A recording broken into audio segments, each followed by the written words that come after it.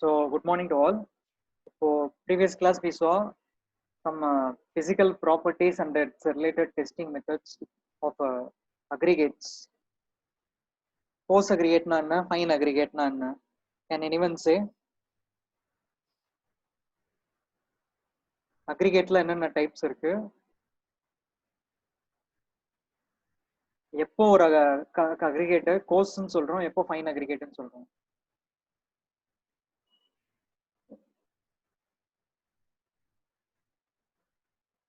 இல்ல எந்த solids வந்து coarse aggregateக்கு one example and fine aggregateக்கு ஒரு example.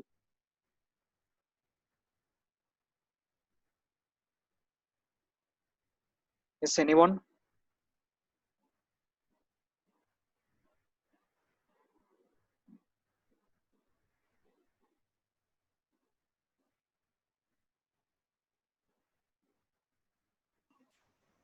Sir, fine aggregate like sand. Yes, okay, correct. Okay, example sand. Very good. Then coarse aggregate Gravel. gravel. Okay. So அப்போ உங்களுக்கு ஆப்வியஸா meaning English meaning தெரியும். கோர்ஸ்னா பெரியது, ஃபைன்னா சிறியது. அப்போ ஒரு 4.75 mm சீவ் எடுத்து அதுல ஜலிக்கும் போது that is you are doing the sieving process. Whatever the solids that are passing through 4.75 mm sieve, that is fine aggregate. And அதுல ரீடைன் ஆகிற பெரிய கல்லெல்லாம் வந்து coarse aggregate. And related testing மெத்தட்ஸ்ல நம்ம ப்ரீவியஸா பார்த்தது வந்து grading of aggregates, flakiness index, elongation index, aggregate crushing value. இது வந்து ப்ரீவியஸ் கிளாஸ்ல பார்த்துருப்போம். இதுல ரெட் கலர்ல மார்க் பண்ணிருக்கிறதெல்லாம் வந்து physical property, like particle size distribution, then அதோட ஷேப் டெஸ்ட். ஒரு பார்ட்டிகல் வந்து ஃபிளேக்கியா இருக்கா இல்லை எலாங்கேட்டடா இருக்கா, இதெல்லாம் வந்து shape test and size distribution patterns study பண்றது பிசிக்கல் ப்ராப்பர்ட்டிஸ். ஸோ இந்த ஸ்லைட்ல ரெட் கலர்ல மார்க் பண்ணிக்கிறதுலாம் பிசிக்கல் ப்ராப்பர்ட்டிஸ், அண்ட் பிளாக் ஃபாண்ட்ல இருக்கிறதெல்லாம் வந்து மெக்கானிக்கல் ஆர் ஸ்ட்ரென்த் இண்டிகேட் பண்ணக்கூடிய properties. So last class we saw about grading of aggregates. அதுக்கு ப்ரொசீஜர் என்ன, லிஸ்ட் ஆஃப் சீவ்ஸ் அரேஞ்ச் பண்ணிட்டு நம்ம சாம்பிளை ஜலிச்சுட்டு அதில் எப்படி கால்குலேட் பண்ணணும். Then you compare your test result values with these 4 columns. இந்த 4 columnல எந்த காலம்ல வேல்யூவோட மேட்ச் ஆகுதோ that your aggregate can be classified into that particular zone. Either your aggregate is zone 1, 2 or 3 or 4. இதான் வந்து பார்த்தோம். And once when you take the values, final result values இருக்கு இல்லையா, அதை you can also mark it in the graph. இந்த graph வந்து பார்த்தோம்னா நார்மலா உங்களுக்கு கிராஃப்ல x axis y axisல your scale will be equal, right? 1 centimeter வந்து எவ்வளவு unit, x axis and y axis ரெண்டுலயே வந்து எவ்வளவு யூனிட்ஸ் அப்படின்னு மென்ஷன் பண்ணுவோம். கரெக்டா? யூஸ்வலா 1 சென்டிமீட்டருக்கு வந்து நீங்க ஸ்கேல் எவ்வளோன்னு மென்ஷன் பண்ணுவீங்க. பட் இங்க இந்த IS 2386 பார்ட் 1ல பாத்தீங்கன்னா ஒரு graph will be semi-log graph. The variation will be different when compared to a normal graph. ஏன்னா இங்க ஸ்கேல் பேட்டர்ன் வந்து மாறி மாறி இருக்கும். And the scale pattern will be calculated based on the semi-log profile formulations.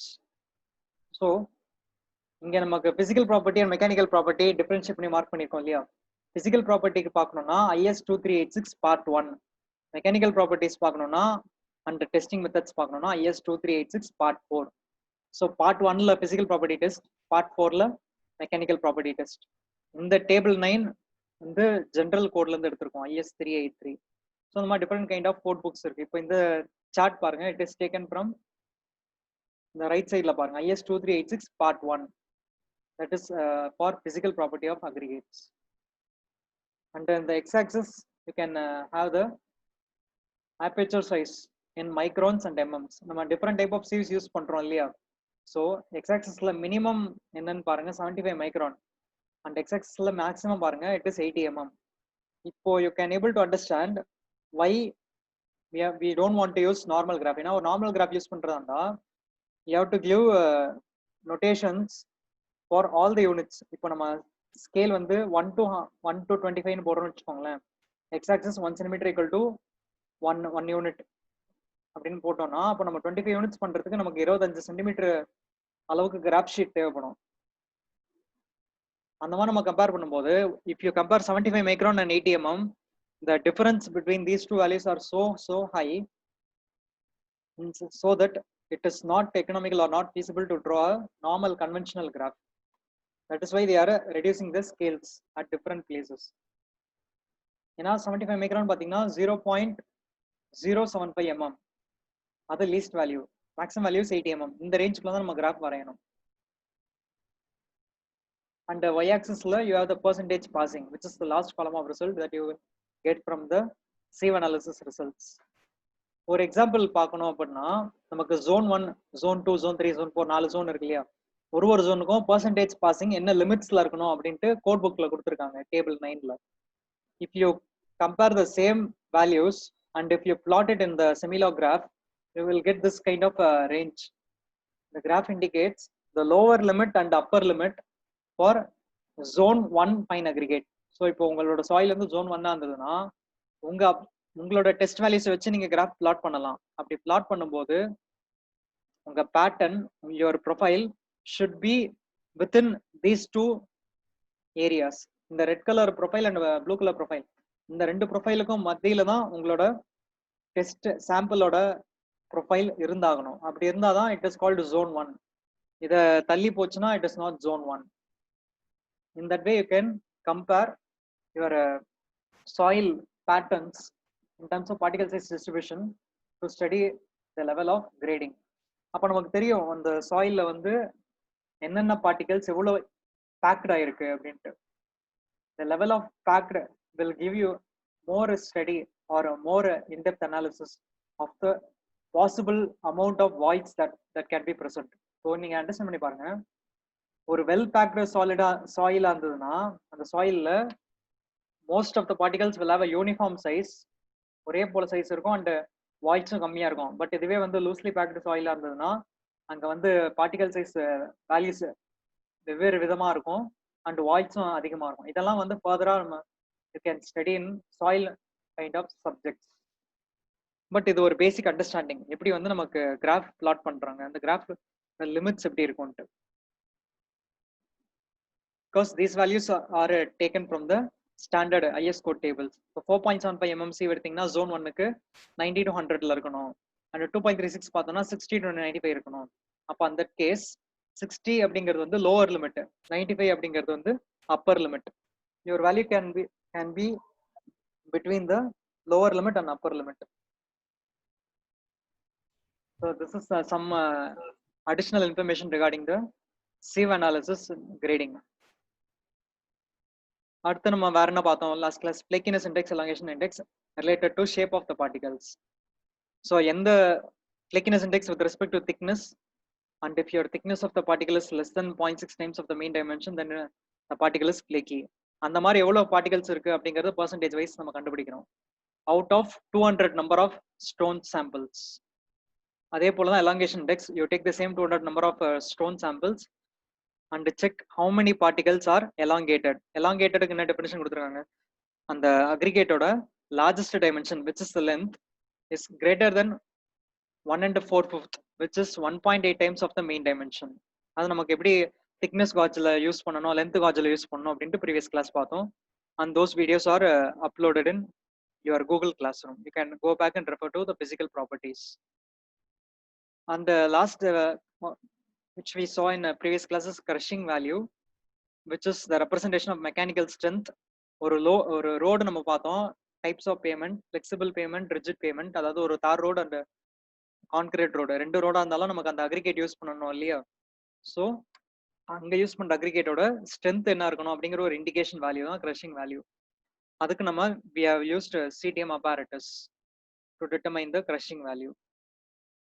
Now the continuation of previous class which we see now is first one, aggregate impact value. Aggregate impact value வந்து mechanical property study பண்ணக்கூடியதான்.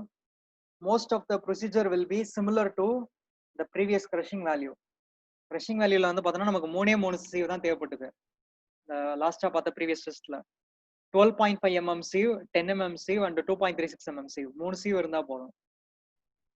சாம்பிள்ல எந்த சாம்பிள test பண்ண போறீங்கன்னு identify பண்றதுக்கு you require 12.5 mm sieve and 10 mm sieve, which is your sample passing 12.5 mm sieve and retained on 10 mm sieve. அந்த particular ஸ்டோன்ஸை மட்டும் தான் எடுத்து நம்ம டெஸ்ட் பண்ண போறோம். கரெக்டா? ஆஃப்டர் டெஸ்டிங் என்ன பண்றோம்? க்ரஷ் ஆன பார்ட்டிகல்ஸை செப்பரேட் பண்றதுக்கு you are using 2.36 mm sieve. So இதே 3 செட் ஆஃப் சீவ்ஸை தான் நம்ம இம்பாக்ட் வேல்யூ டெஸ்ட்டுக்கும் யூஸ் பண்ண போறோம். And impact in the sense எப்படி நம்ம ஸ்டோன்ஸ்ல பார்க்கும்போது டஃப்னஸ் அப்படிங்கிற நம்ம டஃப்னஸ் ஹார்ட்னஸ் அந்த மாதிரி ப்ராப்பர்ட்டிஸ் பார்த்தோம் இல்லையா, சிமிலரா இங்கேயும் பார்த்தீங்கன்னா ஒரு impact load or the falling load or the sudden shocks, இந்த மாதிரி வைப்ரேஷன்ஸ் ஆர் இம்பாக்ட் வரக்கூடிய சடன் லோட எப்படி நம்மளோட structure which is composed of aggregate அது தாங்கக்கூடிய சக்தி இருக்கு அப்படின்னு நம்ம செக் பண்றோம். That is aggregate impact value. The resistivity capacity of the aggregates when it is subjected to a sudden shock of or impact. In the test you require aggregate impact value test apparatus. So in the apparatus paranga idoda picture it is given in IS 2386 part 4. Now already சொன்ன மாதிரி the mechanical properties கொண்டான code book. இங்க மேல பாத்தீங்கன்னா lifting handle இருக்கு, ரெண்டு கையும் parallel use பண்ணி தான் நம்ம இந்த apparatus யூஸ் பண்ண போறோம். So yeah, lifting handle to keep into contact the apparatus with your two hands. Then at the bottom பாத்தீங்கன்னா the circular base க்கு மேல there is a cylindrical steel cup. அந்த கப்ல தான் நம்ம அக்ரிகேட்டை சாம்பிள்ல போட்டு ஸ்டோர் பண்ண போறோம். எந்த சாம்பிளை டெஸ்ட் பண்ண போறோமோ that is fitted into the cylindrical cup which dia is 102 mm, அதுவும் 10.2 cm. Then மேல பாத்தீங்கன்னா அந்த ஹேண்டிலுக்கு கீழே there is a release claw and there is a ratchet counter. ஏன்னா இந்த டெஸ்ட்டை வந்து இந்த டெஸ்ட்ல we are going to produce impact load or the falling load. We are going to produce falling load on the aggregate. அந்த மாதிரி டெஸ்ட்டை ஒரு வாட்டி பண்ணாம you are going to repeat it 15 times. You are going to repeat the test 15 times for a same sample at the same time using the hardened surface at the bottom of the handle. அதுல நீங்க பாத்தீங்கன்னா தெரியுது உங்க weight கொடுத்திருக்காங்க. Tub weight is 13.5 to 14 kg. This kind of amount of weight is going to impact your aggregate at the bottom. And the falling height ன்னு பாத்தீங்கன்னா the vertical distance annotate பண்ணிருக்காங்க பாருங்க, dimension 380 mm plus or minus 5 mm. So approximately 38 cm ஹைட்ல இருந்து உங்களோட load fall ஆக போகுது. Using the apparatusல மேல உங்களுக்கு லிஃப்டிங் ஹேண்டில் இருக்கு பாருங்க, அது பக்கத்துலயே there is a adjustable stop for release and also there is a locking pin. apparatus யூஸ்ல இல்லாதப்போ உங்க மேல இருக்கக்கூடிய லோடு அந்த வெயிட்டை வந்து லாக் பண்ணி வைக்கணும். ஒன்ஸ் நீங்க apparatus யூஸ் பண்ணும்போது என்ன ஆகணும்னா அந்த லாக்கை ரிமூவ் பண்ணிட்டு at the same time you need to keep the lifting handle on your hands. And உங்க கையில தான் கண்ட்ரோல் இருக்கும் அந்த வெயிட்டை ரிலீஸ் பண்றதுக்கு from the top. So your load will fall from the height of 38 cm from the top to the bottom and gives a sudden impact. So இந்த மாதிரி test வந்து நம்ம லேப்ல இருக்க apparatus டெஸ்ட் பண்ணும்போது என்ன பண்ணணும்னா யூஸ்வலா you have to have some safety precautions. For example அந்த பாட்டம்ல இருக்கிற கப் இருக்கு இல்லையா, அந்த கப்பை வந்து சும்மா அப்படியே பாட்டம்ல வச்சிடக்கூடாது. அதுல பக்கத்துல ஸ்க்ரூ அட்ஜஸ்ட்மெண்ட்ஸ் கொடுத்துருப்பாங்க டைட் பண்றதுக்கு, அதை டைட் பண்ணி வைக்கணும். இல்லைன்னா வந்து கப்பு எகிரிடும் லோடு ஃபாலோ ஆகும் போது. And when you are operating the apparatus with the lifting handle you should note that வேற எந்த கான்டாக்டும் உங்க கூட இருக்கக்கூடாது. இப்போ ஃபார் எக்ஸாம்பிள் பாய்ஸ்னா நீங்க வந்து ஐடி கார்டு போட்டிருக்கீங்கன்னா இந்த ஐடி கார்டுலாம் வந்து வெளியே தொங்கக்கூடாது. தொங்குச்சுன்னா சப்போஸ் அது லிஃப்டிங் ஹேண்டில் மாட்டிக்கும் நீங்க ஆப்ரேட் பண்ணும்போது, then it will be difficult for operations. So அந்த மாதிரி தான் லேப்ல நம்மலாம் யூஸ் பண்ணும்போது you will have certain precautions to always have your lab uniforms and also shoes போட்டிருக்கணும். without shoes it is difficult to operating in the lab, inside the lab. So இங்க எப்படி பண்றாங்கன்னு பாருங்க. you are collecting the sample. அந்த சாம்பிளோட கல்லோட size என்னவா இருக்கணும், passing 12.5 mm sieve and retained on 10 mm sieve. அந்த கல்லை மட்டும் எடுத்து நம்ம அந்த சிலிண்ட்ரிக்கல் கப்ல ஃபில் பண்றாங்க. ஃபில் பண்றது மொத்தமா ஃபில் பண்ணக்கூடாது. as we already said layer by லேயரா கொட்டி கொட்டி டேம்ப் பண்ணிட்டு, அதாவது நீங்க வாய்ஸ் ரிமூவ் பண்ணணும் இல்லையா, அதனால வாய்ஸ் ரிமூவ் பண்றதுக்காக டேம்ப் பண்றீங்க. you are giving blows to the aggregates inside the cylindrical jar. then you are measuring the weight before you are going to test. முதல்ல உங்களுக்கு அந்த சிலிண்ட்ரிக்கல் கப்போட வெயிட் என்னன்னு தெரிஞ்சிரும்.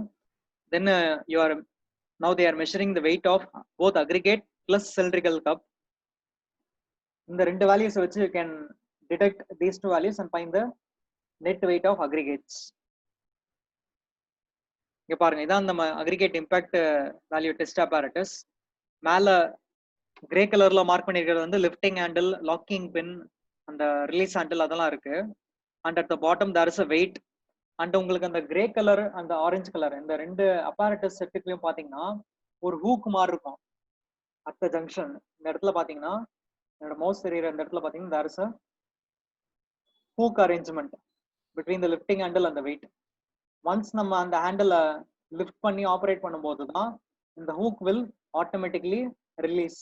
ஒன்ஸ் ஹூக் ரிலீஸ் ஆச்சுன்னா என்ன ஆகும், இந்த பாட்டம்ல இருக்கக்கூடிய வெயிட்டுக்கு எந்த ஒரு ஹேண்டிலும் அப்போ அந்த டைம் இருக்காது. So once you are lifting the handle to remove the hook outside of the handle, அந்த டைம்ல தான் உங்களோட லோடு வந்து will fall from a height of 38 centimeter. அதே மாதிரி இன்னொரு ப்ரிகாஷன் பாருங்க, இவங்க பாருங்க எப்படி சேஃபா இருக்காங்கன்ட்டு. They are having the lab coat and always wearing the shoes and keeping sufficient distance away from the apparatus. அண்ட் கையால வந்து கீழே குத்தி குத்தி டேம் பண்றாங்க கரெக்டா. மோல்டுல ஃபில் பண்ணும்போது மோல்டுல ஃபில் பண்ணோடனே உங்க பக்கத்துல இருக்கக்கூடிய லாக்கை வச்சு கப்பை பேஸ் பிளேட்டோட லாக் பண்ணிடணும். லாக் பண்ணதுக்கு அப்புறமா அந்த கையை யூஸ் பண்ணி ஆப்ரேட் பண்ணிட்டு இருக்காங்க. அந்த டைம்ல வந்து பக்கத்துல யாரும் வந்து லிஃப்டிங் ஹேண்டில் வச்சு விளையாடிட்டு இருக்க கூடாது. அப்படி விளையாடுனீங்கன்னா நான் தப்பி தவறி கூட இந்த லாக் ரிலீஸ் ஆகி கீழே விடும். அதுக்காக தான் மேல எக்ஸ்ட்ரா ஒரு ஹேண்டில் வச்சிருப்பாங்க, லாக்கிங் ஹேண்டில். இந்த மாதிரி சிச்சுவேஷன்ஸ்ல சப்போஸ் யாராவது தெரியாம ஆப்ரேட் பண்ணிட்டா விடக்கூடாதுங்கிறதுக்காக எக்ஸ்ட்ரா ஒரு லாக் இருக்கும் மேல. So first they are removing the lock. அந்த லாக்கை ரிமூவ் பண்ணும்போது கூட லிஃப்டிங் ஹேண்டில் ரெண்டு ஹேண்டிலையுமே டைட்டா பிடிச்சிருக்கணும், இல்லைன்னா கீழே சடனா ஃபால் ஆயிடும்.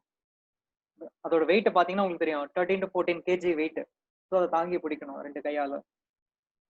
மேல இருந்து அந்த லாக்கை வந்து ரிலீஸ் பண்றாங்க.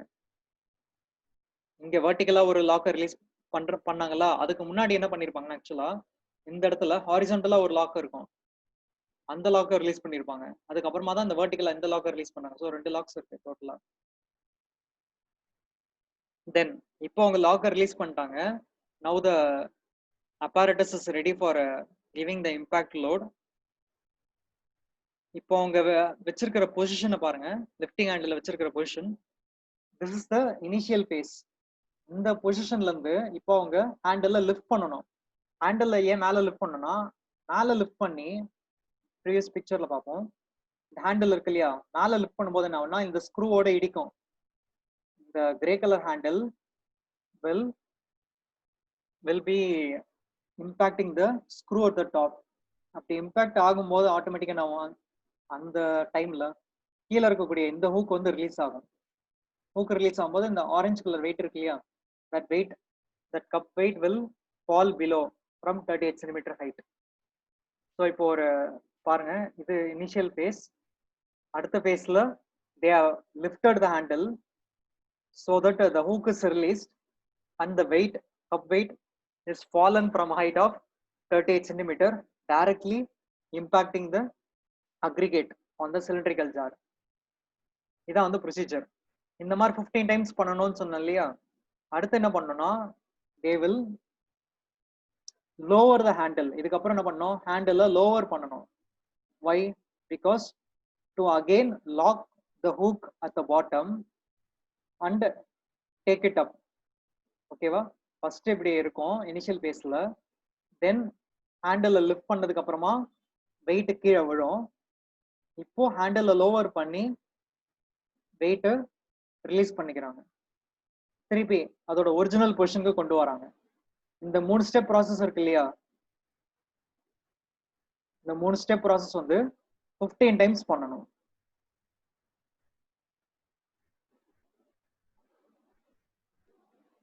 அந்த மாதிரி 15 டைம்ஸ் பண்ணணும்.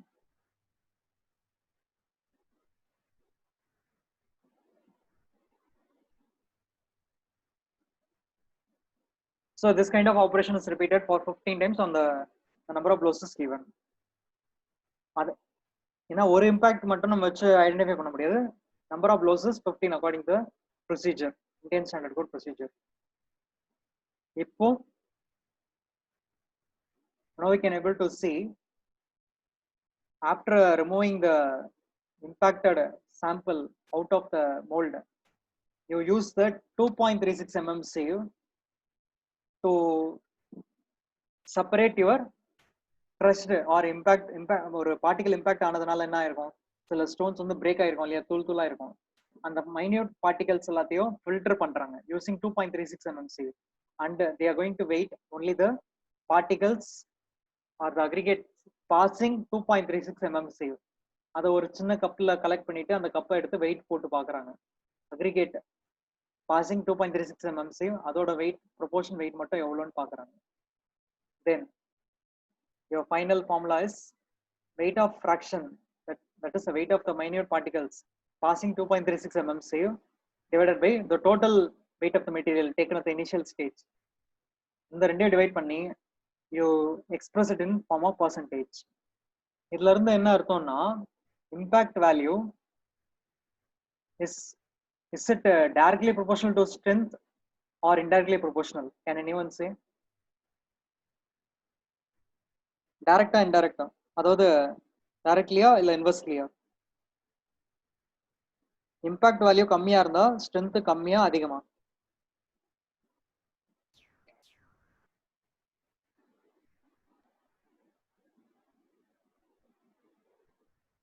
இம்பாக்ட் வேல்யூ கம்மியா இருந்தா ஸ்ட்ரென்த் கம்மியா இல்ல அதிகமா? அதிகம் சார். ஓகே, ஏன்னா இம்பாக்ட் வேல்யூ கம்மியா இருக்கிறது தான் நமக்கு safe, which means weight of fraction வந்து கம்மியா இருந்தாதான் ஸ்ட்ரென்த் அதிகமா இருக்குன்னு நம்மளால ஷூரா சொல்ல முடியும். கரெக்டா? ஸோ எப்படி நமக்கு கிரஷிங் வேல்யூக்கு கிரஷிங் வேல்யூட பர்சன்டேஜ் இன்வெர்ஸ்லி ப்ரொபோர்ஷனலோ, அதே மாதிரி இம்பாக்ட் வேல்யூட நம்பரும் it is inversely proportional to our strength with regards to resistance to impact. So இங்க ஒரு எக்ஸாம்பிள் பண்ணியிருக்காங்க இல்லையா, அதோட டேட்டா பார்த்தீங்கன்னா தெரியும். இந்த original weight of the sample taken is 336. எப்படி கிரஷிங் வேல்யூக்கு 2 வாட்டி பண்ணாங்களோ அதே மாதிரி இம்பாக்ட் வேல்யூக்கும் 2 வாட்டி பண்றாங்க from 2 samples. And the weight of portion passing 2.36 mm sieve is 61 grams. And you take the formula and calculate, and your average is 18.6%. Round off பண்ணோம்னா 19 அப்படின்னு சொல்லலாம். அப்போ this is what the question that we ask. எந்த அளவுக்கு impact value கம்மியா இருக்கோ அந்த அளவுக்கு ஸ்ட்ரென்த் அதிகம். So less than 10% also exceptionally strong. 10 to 20% means strong. 10 to 30 means satisfactory.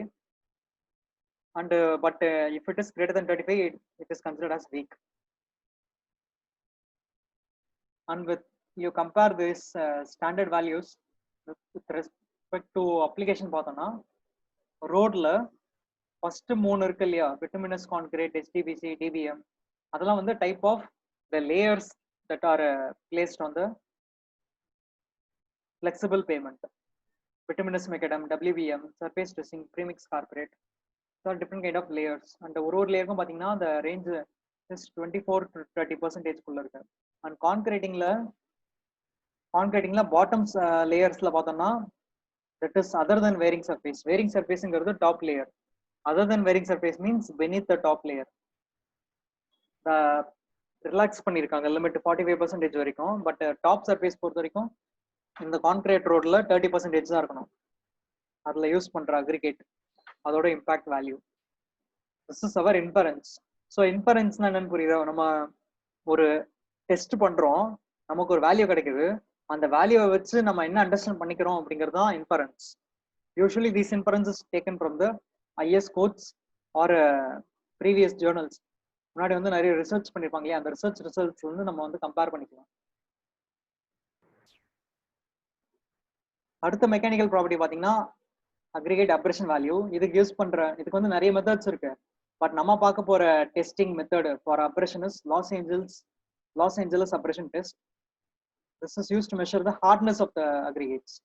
ஒரு கல்லுங்க இருக்கு, நம்ம ப்ரீவியஸ் கிளாஸ்லேயே சொல்லியிருந்தோம், ஒரு ரோடு போடுறோம் அப்படின்னா எத்தனை வருஷத்துக்கு அந்த ரோடு வந்து தாங்கணும், எக்கனாமிக்கலா அதோட லைஃப் இருக்கணும் அப்படின்ட்டு. Any guesses how many years? ஒரு ரோடு வந்து நம்ம டிசைன் பண்றோம்னா எத்தனை இயர்ஸ் அதோட லைஃப் எக்கனாமிக்கலா இருக்கணும் அப்படின்ட்டு கன்சிடர் பண்ணி டிசைன் பண்றோம். those number of years will vary for different kind of structures. ரோடுக்கு எத்தனை வருஷம்? இப்போ நம்ம 2020ல இருக்கோம், ஃபியூச்சர்ல வந்து நம்ம எவ்வளோ நாளுக்கு கன்சிடர் பண்ணி ரோடு போடுறோம் அப்படின்னு தெரிஞ்சாதான் அந்த டைம்ல நமக்கு நம்ம அந்த சிச்சுவேஷன்ல எவ்வளோ வெஹிகுலர் லோடு இருக்கும், ரோடோட வித்து எப்படி இருக்கும், எவ்வளோ வித்துக்கு எவ்வளோ அகலத்துக்கு நம்ம ரோடு போடணும் அப்படிங்கிறது நம்மளால டிசைன் பண்ண முடியும். எவ்வளோ நம்பர் ஆஃப் இயர்ஸ் ஞாபகம் இருக்கா?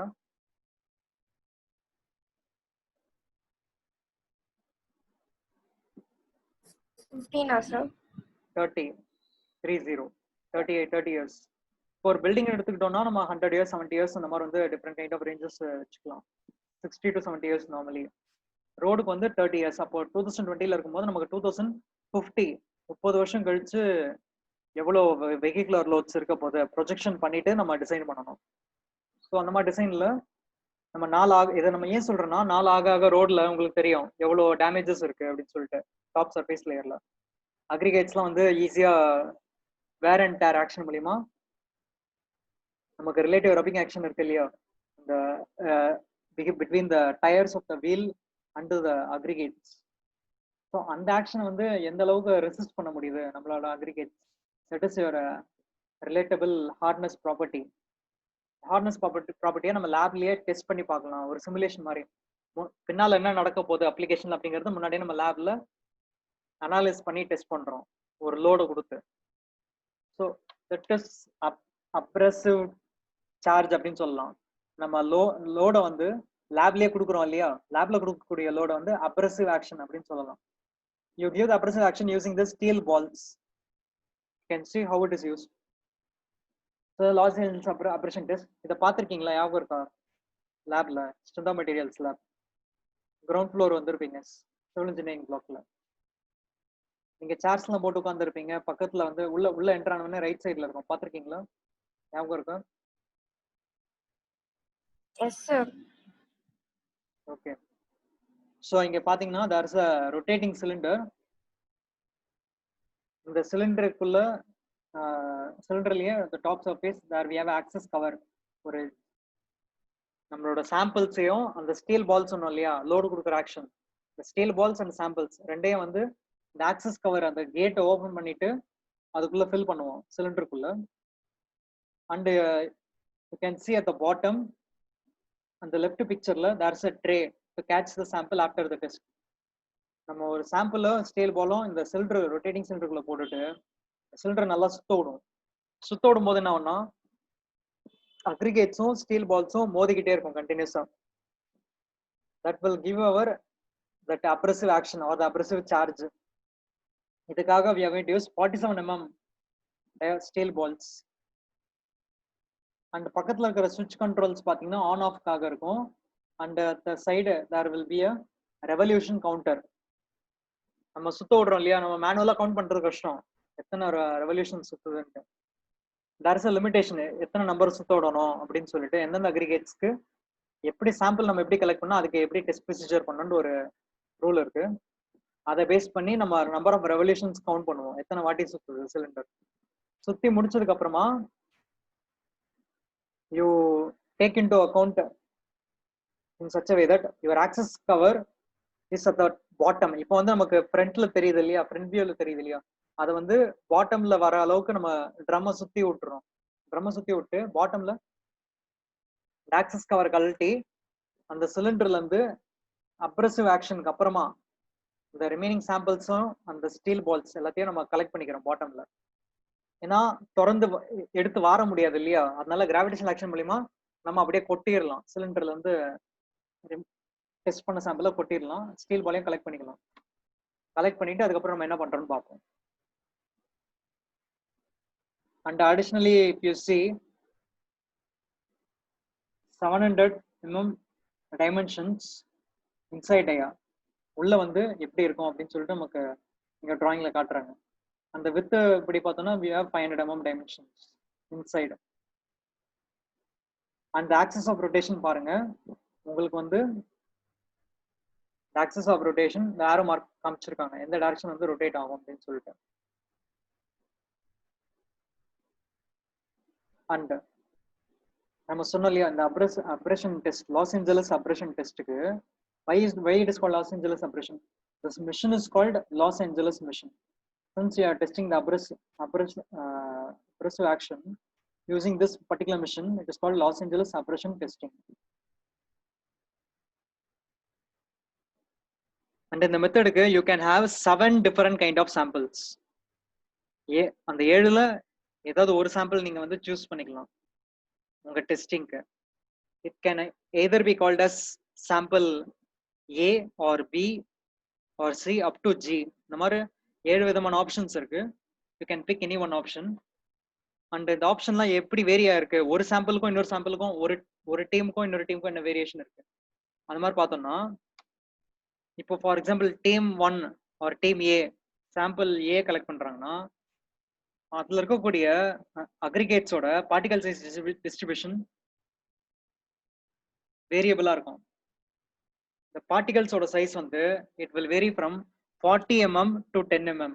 ஸோ ஏவோட காலம்ல பாருங்க எந்தெந்த சைஸ் கல்லெல்லாம் எடுத்துக்கிறாங்கன்ட்டு. 40 mm பாஸ் ஆகி 25 mm ரீட்டைன் ஆகிற கல்லை வந்து 1250 grams எடுத்துக்கிறாங்க. அண்ட் 25 mm பாஸ் ஆகி 20 mm ரீட்டைன் ஆகிற கல் 1250 grams எடுத்துக்கிறாங்க. Similarly like that they take the sample of size ranging from 40 mm up to 10 mm of equal proportions. So இதெல்லாம் ஆட் பண்ணா நமக்கு வந்து 5000 grams வரும், which is 5 kg. So whatever sample you take from sample A, sample B, sample C, sample D, இந்த நாலுலயும் பாத்தீங்கன்னா up to A, B, C, D, your total weight of the sample will be 5000 kg. But if you take sample E or F or G, your weight of the sample will be 10,000 kg. வெயிட்டே அதிகமா எடுத்துக்கிறாங்க. Sample E, sample F, sample G எடுத்தீங்கன்னா 10 kilo aggregates எடுத்துக்கணும். Or if you take sample from ABC or D 5000 kg is enough. அந்த tolerance limit is +or-2%. உங்க wait முன்ன பின்ன 2% அதிகமா இருக்கலாம் இல்ல கம்மியா இருக்கலாம், not more than that. And depending upon what type of sample you are going to take for the test, இதான் இந்த 7 ஆப்ஷன் வந்து ஏதாவது ஒரு ஆப்ஷன் தான் எடுத்துக்க போறீங்க. Is there any doubt? Is there any doubt? Ajit Kumar raised your.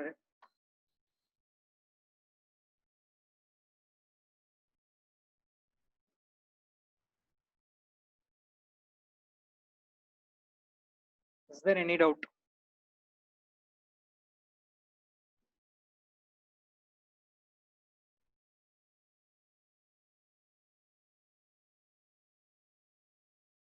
Okay. So என்ன sample எடுக்க போறோங்கிறத வச்சு the number of balls, steel balls that we are going to use will vary, and the weight of the charge, the number of balls vary ஆகிறதுனால weight of the charge vary ஆகும்.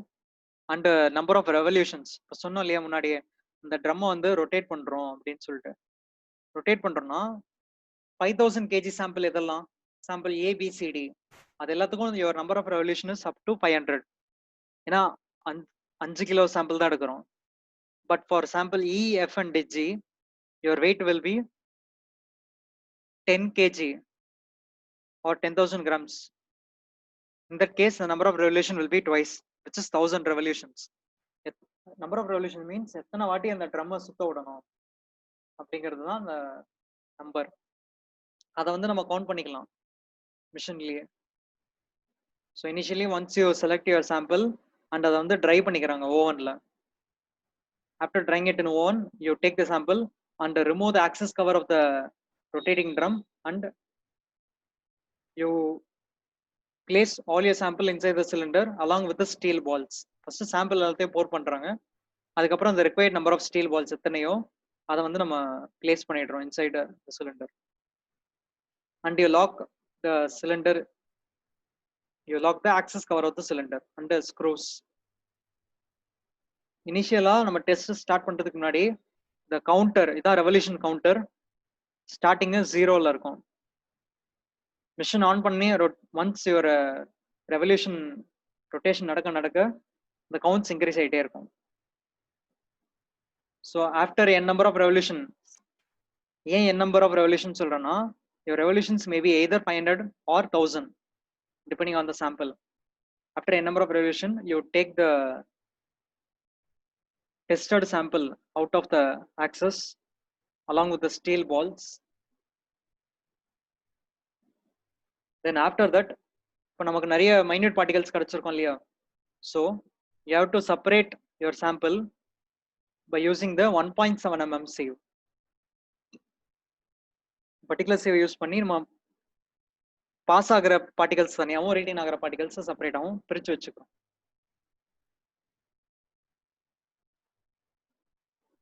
And we have a Los Angeles separation value, which is weight of the fraction passing 1.7 mm sieve divided by total weight of the material. என்ன டிஃபரன்ஸ்னா crushing value apparatus and impact value apparatus லாஸ்ட்ல நம்ம 2.36 mm sieve use பண்ணோம். Operation Los Angeles methodல we are using 1.7 mm sieve and taking the weight of the materials passing 1.7 mm sieve divided by the original weight of the material. The original weight of the material எவ்வளவா இருக்கும்? Either 5 kg or 10 kg. இது ரெண்டு தான் option depending on what grade of sample you're going to take, either A or B or C up to G. உங்க sample A இல்ல B இல்ல C இல்ல D இருந்தா உங்க total weight of the material வந்து 5 kg இருக்கும். Suppose E இல்ல F இல்ல G இருந்தா your total weight will be 10 kg. So இங்க வந்து 5 kg எடுத்திருக்காங்க, which means your sample is either A or B or C or D.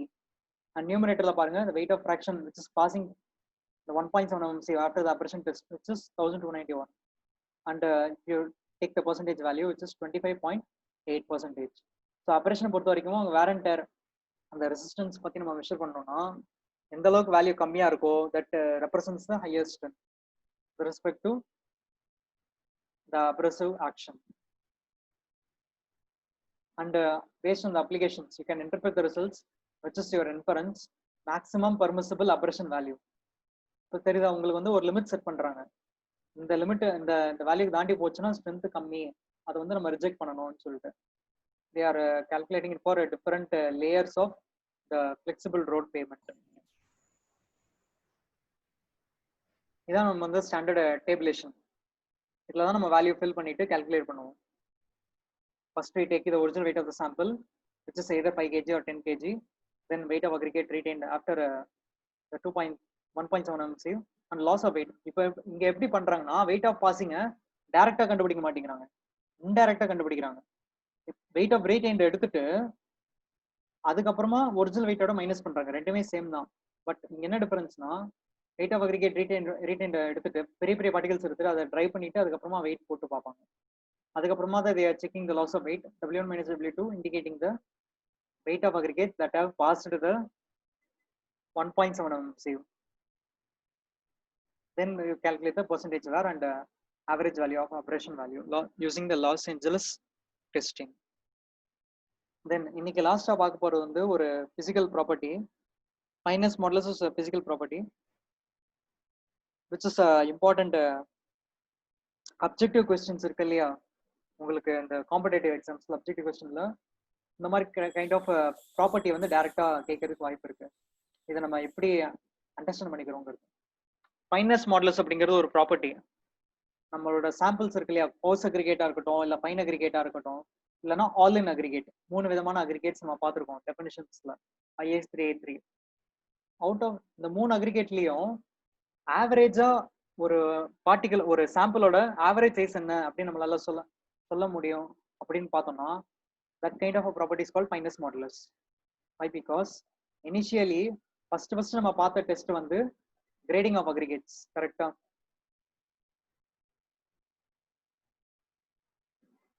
First நம்ம grading of aggregates பார்த்துருந்தோம். இந்த கிரேடிங்ல பொறுத்த வரைக்கும் நமக்கு ஒரு சீவ்ல எவ்வளவு சாம்பிள் பாஸ் ஆகுது இல்ல ரீட்டைன் ஆகுது அப்படிங்கிற ஒரு அண்டர்ஸ்டாண்டிங் தான் இருக்கே தவிர, என்னோட சாம்பிள்னு எடுத்துக்கிட்டேன்னா அது என்ன சைஸ் கல்லு அப்படின்னு நான் எப்படி தெரிஞ்சுக்கிறது? இப்போ என்னோட ஓவரால் பல்கா இருக்கக்கூடிய மெட்டீரியல்ஸ், அந்த bulk materials either it is 20 mm கல்லா இல்ல 10 mm கல்லா இல்ல 4.75 mm கல்லா, அதை நான் எப்படி தெரிஞ்சுக்கலாம்? என்னோட சாம்பிளோட ஆவரேஜ் சைஸ் என்னன்னு தெரிஞ்சுக்கிறதுக்கு ஒரு கைண்ட் ஆஃப் ரெப்ரஸன்டேஷன் தான் or kind of empirical figure is your fineness modulus. இந்த டெஃபினேஷன் வந்து இப்போ பார்த்தீங்கன்னா உங்களுக்கு கொஞ்சம் டிஃபிகல்ட்டா இருக்கும்.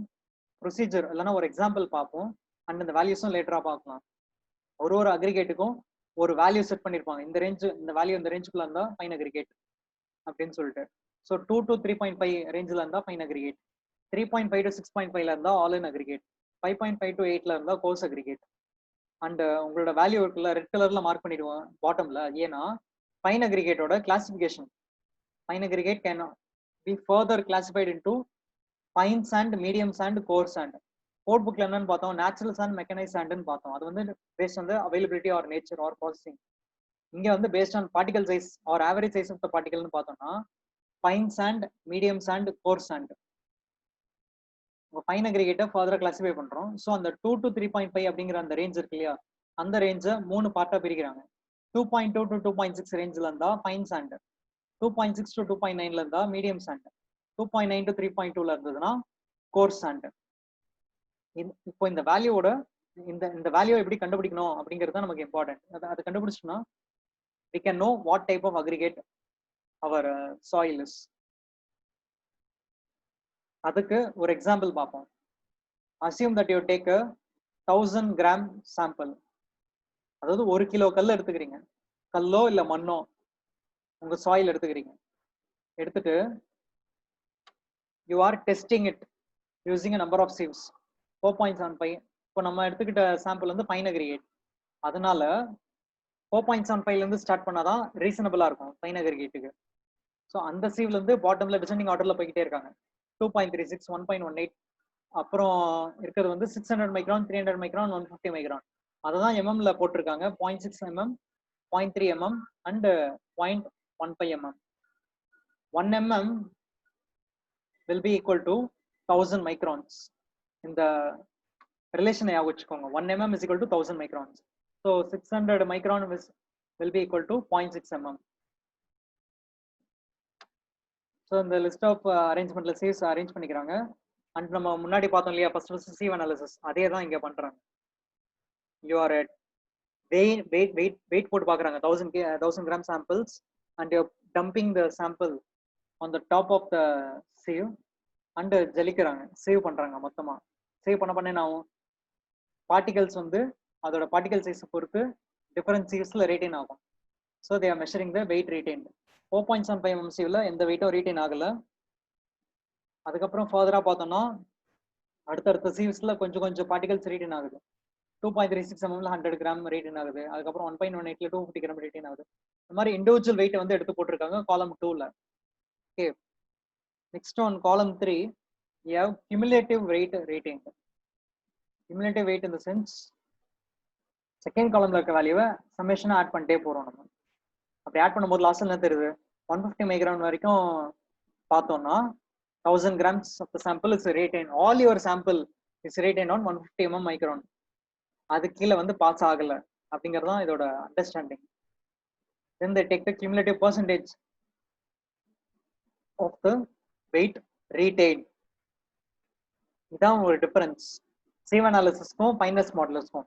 சீவ் அனாலிசிஸ்ல கிரேடிங் கண்டுபிடிக்கும் போது நீங்க பர்சன்டேஜ் பாசிங் கால்குலேட் பண்ணுவீங்க. ஆனா ஃபைனஸ் மாடலர்ஸ் பொறுத்த வரைக்கும் பர்சன்டேஜ் பாசிங் கண்டுபிடிக்க அவசியம் இல்லை. You can calculate the cumulative percentage of retained weight. So third காலம்ல இருக்கக்கூடிய வேல்யூஸ் எல்லாத்தையும் you converted into percentage with respect to original weight of the sample. Your original weight of the sample is 1000 grams. So second value பார்த்தீங்கன்னா 100 divided by 1000 பண்ணால் உங்களுக்கு வந்து 10% கிடைக்கும். அந்த மாதிரி நம்ம வேல்யூ பண்ண cumulative percentage போட்டுட்டே வருவோம். This cumulative percentage, all these values when you take and at the last you're going to sum all the above values. இதான் procedure for finest modulus. first என்ன பண்றோம், list of sieves எடுத்து arrange பண்ணிட்டு சாம்பிளை save பண்றோம். தென் ஒரு சீவ்லயும் retain ஆன வெயிட்டை நம்ம கால்குலேட் பண்ணி, அதாவது மெஷர் பண்ணி நம்ம டேபிள்ல போடுறோம். then you fill the cumulative weight retained and you convert those values into percentage and add all the percentages in the last column. And the bottom la pathina your value is 275%, which is the cumulative percentage of the weight retained. The 275% அப்படிங்கிறது நம்ம எப்படி பண்ண போறோம், and the last la bold la irukla the value 275, you take the value and divide it by 100. This is the standard formula. So finest modulus of any aggregate is cumulative percentage retained, which is 275, divided by 100. 100 is a constant in the method la, finest modulus method. So 275 by 100 will give 2.75, which is your empirical figure for finest modulus of your aggregate sample. Okay va? இப்போ further போறதுக்கு முன்னாடி டெஃபினிஷனுக்கு போவோம். finest modulus is an empirical figure obtained by adding the total percentage of the sample of an aggregate retained on each of a specified series of sieves and dividing the sum by 100. இந்த ஒரு statement பாருங்க, இந்த entire ப்ரொசீஜரையும் ஒரு லைன்ல கொண்டு வந்துட்டாங்க. அந்த specified series of சீவ்ஸ் அப்படிங்கிறது நம்ம லிஸ்ட் ஆஃப் சீவ்ஸ், அதுல ரீட்டைன் ஆன வெயிட், ரீட்டைன் ஆன வெயிட்டோட cumulative எடுத்துக்கிறாங்க, அந்த cumulativeோட percentages and you add the percentage of all the cumulative retained weight, that is cumulative percentage retained, and you divide the final value by 100. that will give the finest modulus value. இப்போ உங்களுக்கு தெரியுதா, இப்போ அந்த value 2.75 அப்படிங்கிற வேல்யூவை எப்படி நம்ம match பண்ணி பார்க்கலாம், எந்த ரேஞ்சில் இருக்கு. if your finest modulus is 2.75, what is your type of aggregate?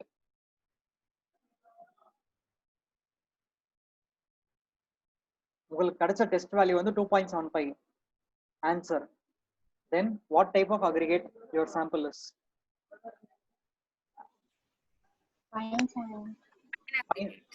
fine aggregate. fine aggregate la என்ன classification? is it fine sand or medium sand or coarse sand?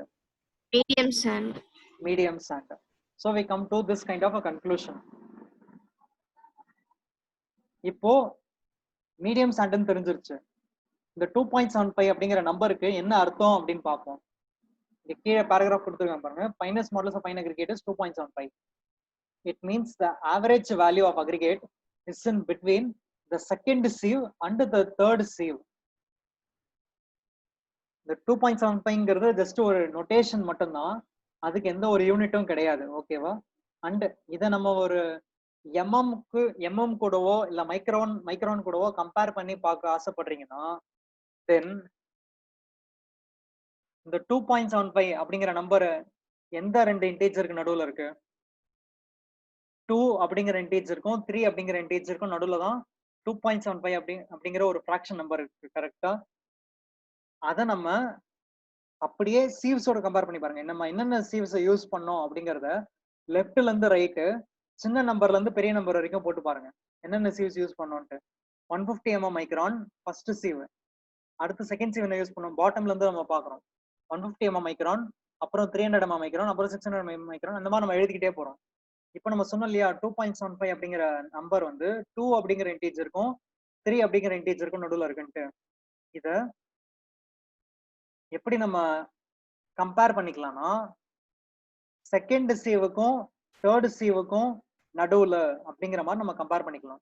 You replace the word integer with sieve, then means your average value of the aggregate is in between the second sieve and the third sieve. That is your average aggregate size is in between 300 micron to 600 micron. இந்த ரேஞ்சுக்குள்ள தான் உங்க sand, உங்க medium சாண்டோட average எங்கேயோ இருக்கு. அதனாலதான் இது வந்து பார்த்தோம்னா ஒரு accurate representation of average size கிடையாது. ஒரு but we can relate our average size in this form, in this format, 300 mm மைக்ரான்ல இருந்து 600 mm மைக்ரானுக்குள்ள தான் என்னோட ஆவரேஜ் சைஸ் எங்கேயோ இருக்கு அப்படிங்கிற ஒரு கன்க்ளூஷனுக்குள்ள வரும் யூசிங் திஸ் நம்பர் 2.75. இதுவே suppose for example if my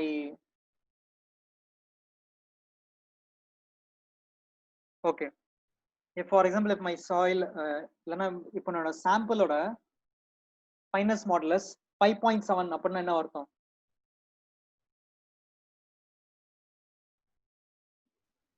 Aggregate. 5.7னா coarse aggregate. Coarse aggregate. Okay, coarse aggregate. இப்போ இன்னொன்னு கேட்குறேன், 5 அப்படின்னா என்ன அர்த்தம்? இல்ல 5.7 அப்படின்னா நீங்க கோர்ஸ் அக்ரிகேட்னு சொன்னீங்க. Why can't it be all in aggregate? All in aggregate na enna? It is a mixture of fine aggregate and coarse aggregate, correct? So all in aggregate இருக்கவும் வாய்ப்பு இருக்கு. நம்ம டைம்ல நம்ம இப்போ இதுவே நம்ம 7க்கு மேல இல்ல 6.5க்கு மேல சொல்லணும்னா தாராளமா நம்ம சொல்லலாம் கோர்ஸ் அக்ரிகேட்னு சொல்லலாம். பட் இந்த இன் பிட்வீன் நம்பர் இருக்கு இல்லையா, 5.5ல இருந்து 6.5 அப்படிங்கிற எந்த நம்பர் நம்ம எடுத்தாலும் it may be compared either with all in aggregate R even with course aggregate. அதை நம்ம தெரிஞ்சுக்கிறதுக்காக நம்ம கன்க்ளூஷனுக்கு வரதுக்கு இந்த மாதிரி நம்ம டெஸ்ட் பண்ணிக்கலாம். அப்போ நம்ம 10 சீவில் 8 சி வச்சிருப்போம். நம்ம 8 சி வச்சிருக்கோம்னா 6வது சீவுக்கும் 7வது சீவுக்கும் நடுவில் இருக்கிற நம்பர் வந்ததுன்னா 6.7 அப்படிங்கிற நம்பர் வரும்போது, ஃபைனஸ் மாடுலஸ் நம்பர் வரும்போது, you can know that your average size is in between 6th sieve and 7th sieve. அந்த மாதிரி நம்ம கன்க்ளூஷனுக்கு வரலாம் ஃபர்தரா.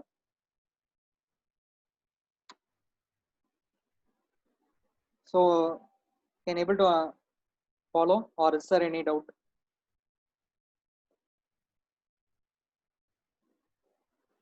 Is there any doubt?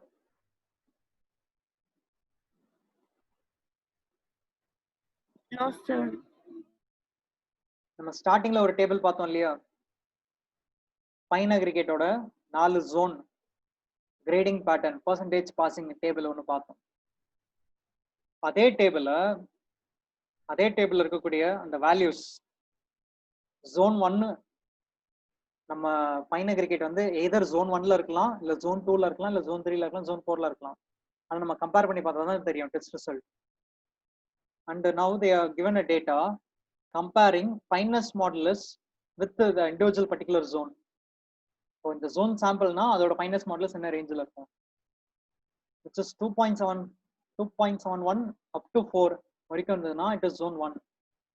இதுவே அப்படியே zone 4 பாருங்க, 1.35 to 2.25, which means your sand is more and more fine in zone 4 and more and more coarse in zone 1.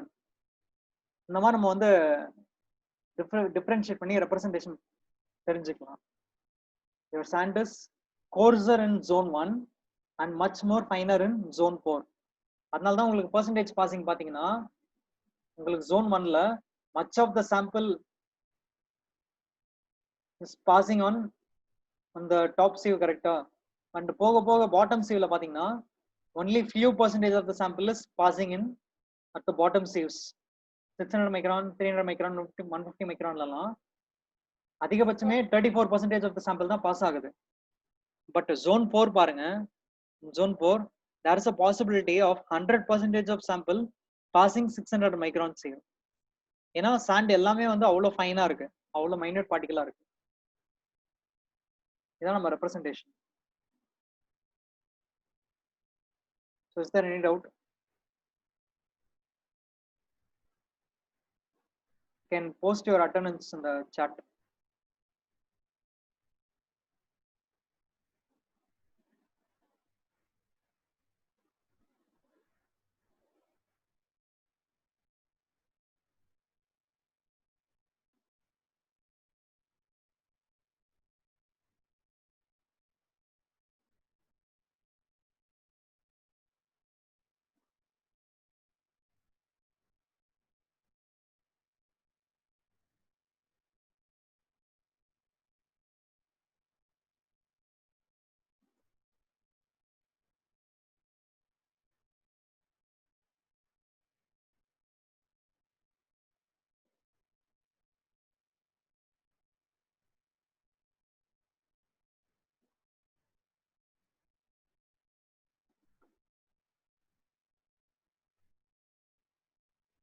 வேற ஏதாவது ஸ்பெசிபிக் டவுட்ஸ் இருந்தா கேட்கலாம் இப்போ.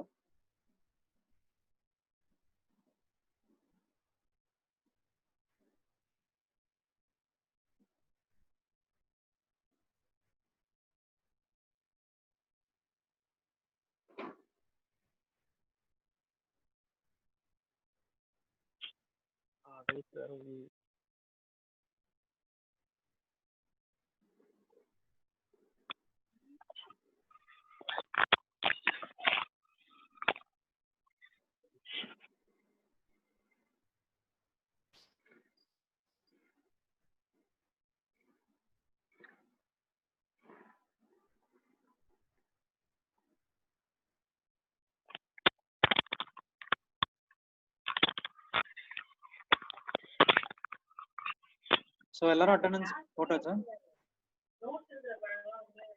கிளாஸ் பிடிஎஃப் வச்சு தான் எடுப்பாங்க சும்மா தேவையில்லை. நவீன்குமார்